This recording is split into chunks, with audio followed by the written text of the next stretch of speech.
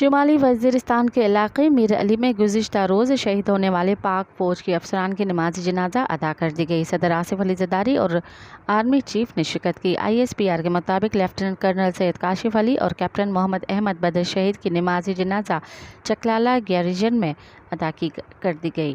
شہداء کی نماز جنازے میں صدر آصف علی زرداری سمیت وفاقی وزراء شریک ہوئے۔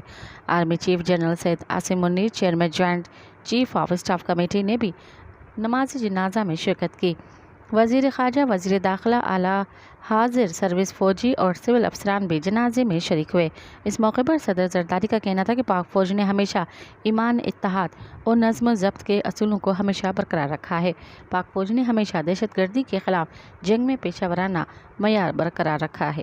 مزید خبرن ऐं तफ़सीलात लाइ विज़िट कयो असांजी वेबसाइट www.awamiNewsHD.com ऐं ॾिसंदा रहो अवामी न्यूज़ HD।